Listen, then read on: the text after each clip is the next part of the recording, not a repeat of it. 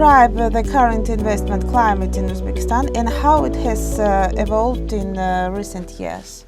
I would say that the investment climate is very positive in Uzbekistan at the moment. I think the introduction of the concept of new Uzbekistan, I think that sends a very strong message to investors, because it really shows that the country is not the same than before. It really marks before and after of the country. And we are seeing that not only the project has been put in place, those reforms have been put in place, but they have been implemented, which is actually, there is a big difference between, write something on the paper and making the correct implementation of it. And I'm quite surprised and positively surprised by the fact that the reforms, they are being made really looking at the long term, not just quick reforms or reforms made for political reasons or for any other reason. I mean, it really has been an exercise of looking to the really weakness and strength of the country, and from there, the country, actually, the government has implemented a very important set of reforms, which goes from stronger fiscal reforms to the making the whole government system to be more effective.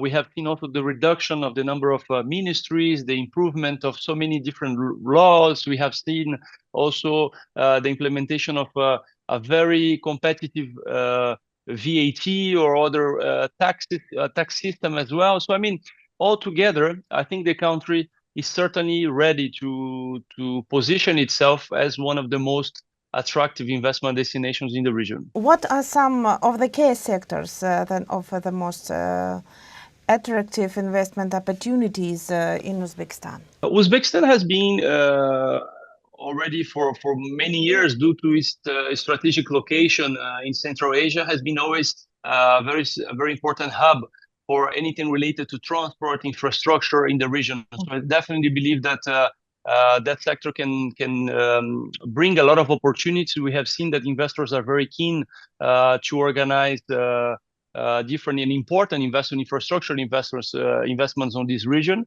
We also believe that, and the government has been having a lot of success on developing renewable energy already. So we see that the renewable energy sector is very important. Renewable energy from the start, already a lot of success happening in terms of the wind energy, solar energy. But we are seeing now that a lot of conversations are happening already for looking at the energy of the future, really looking at the whole green energy revolution coming with the hydrogen or with other sources of more modern sources of renewable energy. So I think Uzbekistan can play a very important role there. Of course, we believe that the industrialization of Uzbekistan is very important, because now that you have a very strong fiscal system, you have a competitive environment for investors to come. And we cannot forget that Uzbekistan is a country that most of its population is a young and skilled population. So we have a lot of the needed workforce for these companies to set up Uzbekistan as their base for exports in the region. So I think industry can definitely play an important role among, a multitude of other sectors. But if I would highlight a few, those would be, I would say, the most important. And to finalize, I think also the banking and the financial sector, it can play a very important also role, because we are seeing a lot of movement in terms of the privatization of public banks, and I think that can affect the sector very positively, not only by selling these banks, but really creating an ecosystem where a lot of financial services companies, they can, be attracted. We can have in the Tashkent Stock Exchange. I mean, it really can create a financial hub of Uzbekistan in the region. We have seen some positive cases of countries in the region, for example, Kazakhstan with the Astana Financial Center. We have so many other examples. I think that Uzbekistan can definitely develop. And to finalize also I think ICT, anything related to technology, we are seeing a lot of the implementation of the Technopark or other activities in terms of technology. I think Uzbekistan can also be a very important hub for any technological investments in the upcoming years. How do you see the Uzbekistan government's efforts to improve the investment climate and attract foreign investors? I think the government has been quite straightforward to implement a set of reforms and implement it in a very. I think one of the ways the way we see it, I think the government has been very intelligent in the way they have promoted their reforms, because the reforms they have been set in different timings. So you're having the first set of reforms, you're having a second part, you have and keeps coming, right? Different parts of that reform, and I think investors as much related to confidence. I think trust in governments is very important. I think things, what is happening in the world today in terms of geopolitics, especially the war in Ukraine. I mean, a lot of movement has been happening, and I think trust has been, in a way, one of the most valuable assets for any government. And I think that when you see the implementation, and when we see that each part of that implementation has been done on the timing that they have actually the government have proposed to investors, I think that shows the seriousness of that process. That shows that the government.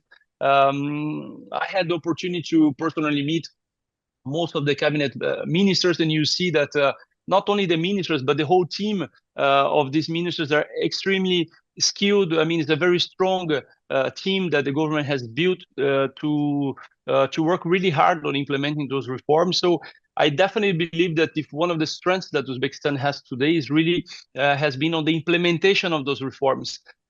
Personally, working on the media, sometimes I feel also frustrated by the fact that I'm traveling so much in different countries worldwide, and we see that sometimes all of those efforts, they are not necessarily being featured or showcased internationally, right? There's a lot of sometimes misinformation about Uzbekistan, and we feel that more we get this message out there, we will definitely have investors that we will see Uzbekistan as one of the most attractive investment destinations in the region. How do Uzbekistan economic policy and regional partnership influence its investment potential?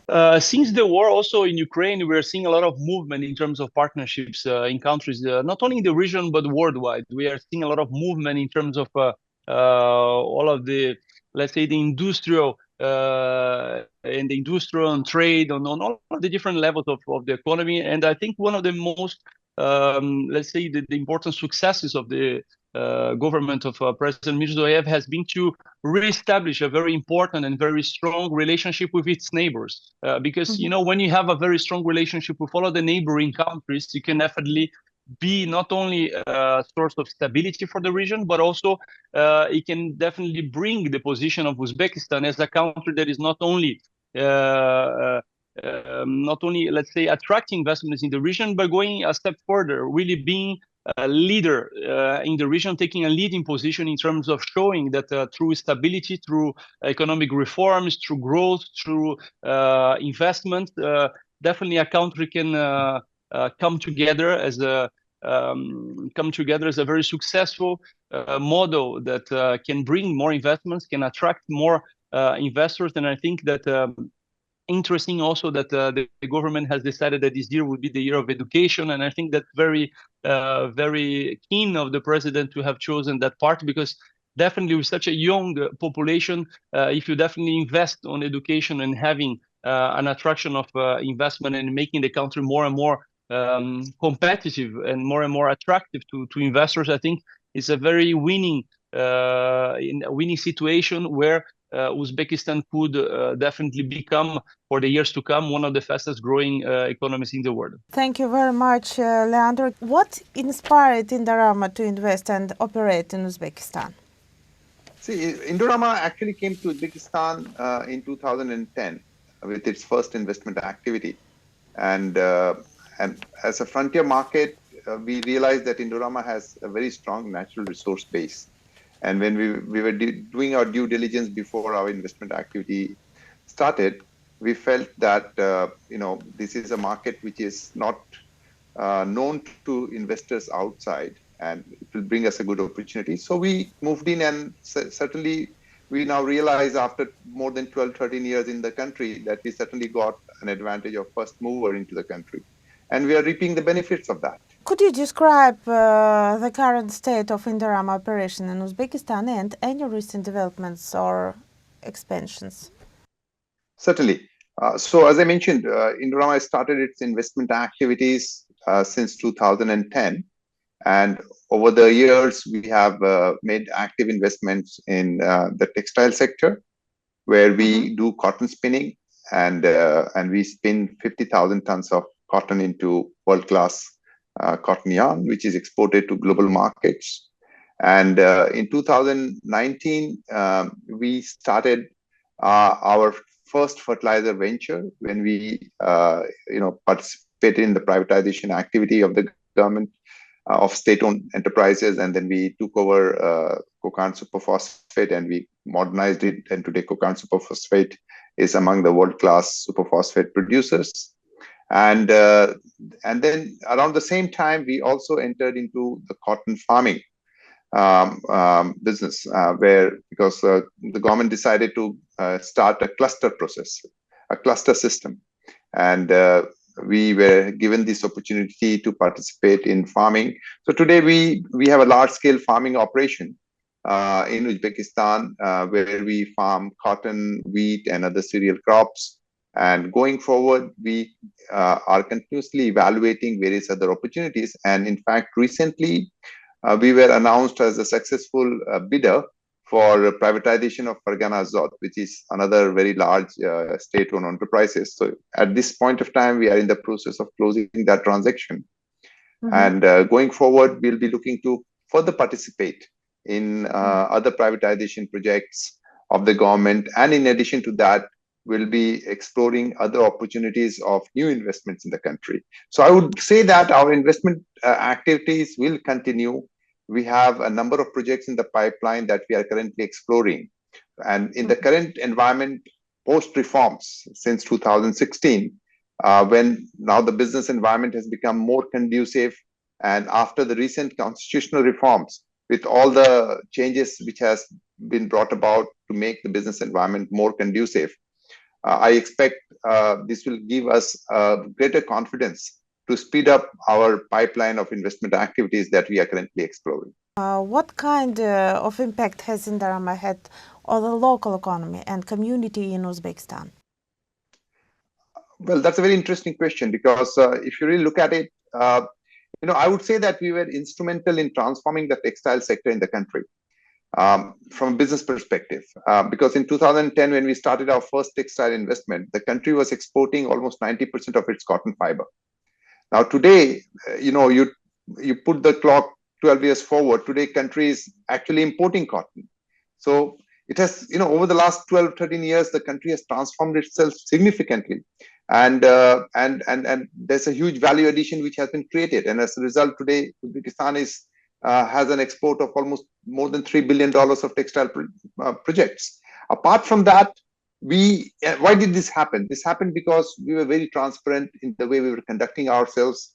We created a lot of value propositions. We created a lot of confidence among the local entrepreneurs, because once we started producing good quality yarn and exporting to the global market, the global community started looking at Uzbekistan closely. And that gave confidence to the local entrepreneurs to also invest in this sector. And that's a result of which today Uzbekistan's textile sector is booming.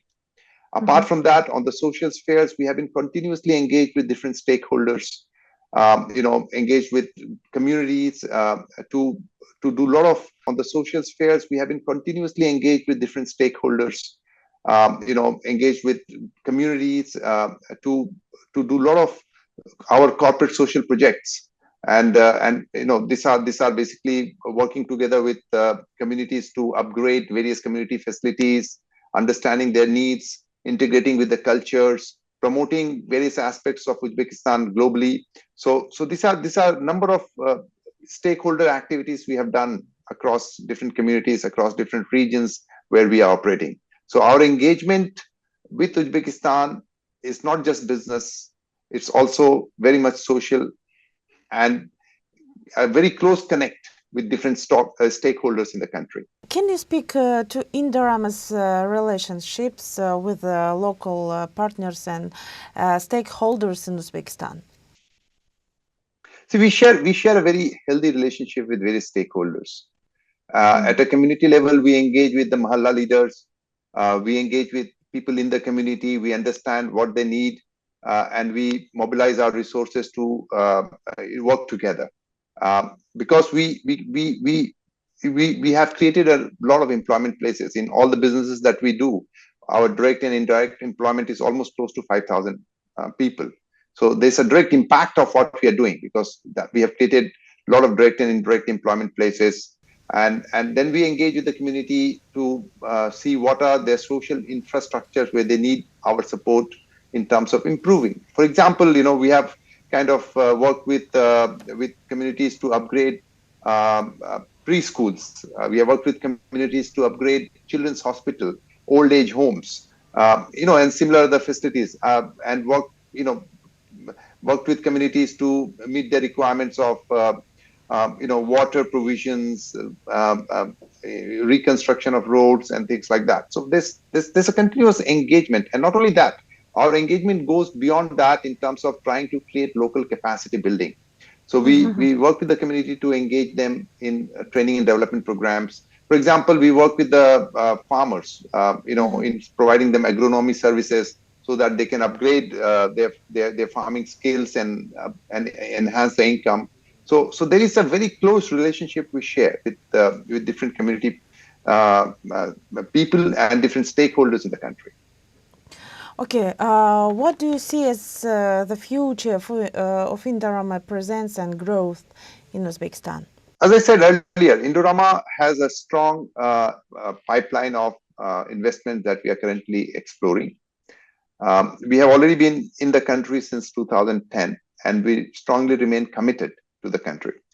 And we'll continuously keep exploring new investment opportunities. We already have a number of projects we are working, which are in the pipeline, as I mentioned earlier. So I would say that the future of Indorama is very much intertwined with the economic growth plan which the country has. And we believe that we will be one of the key instruments in working together in economic enhancement and the path of economic development which the country is looking at. And certainly the reform process, all the changes which the country has adopted in the last few years is certainly going to help us give a lot more confidence to accelerate our investment activities in the country. So the bottom line is that Indorama remains committed to the country, will continue to invest more and more in the country, and will continue to work together with various stakeholders in the country to grow together. See, Indorama has global leadership in number of products it is engaged in, and we work in different geographies. We worked in frontier markets, emerging markets, developing markets, and developed markets. So this gives us an ability to really understand what are the cost efficiencies which can be brought in through a cross-learning process from one market to another market. And this enables us to be among the lowest cost curve in the different sectors of the business we are. And so that's one reason. And second, because of the scale that we do our business in. So this too allows us to be very, very competitive in the global market, because the global markets, as you know, is very, very competitive. So you have to be very lean and mean. And so we bring about best of the management practices, the best of the technologies, and we ensure that we run our business with all best possible management tools and skills that is required. So that enables us to remain with all best possible management tools and skills that is required. So that enables us to remain very, very competitive in the global place. Okay, thank you very much. And Mr. Parkesh. Thank you. Bye-bye.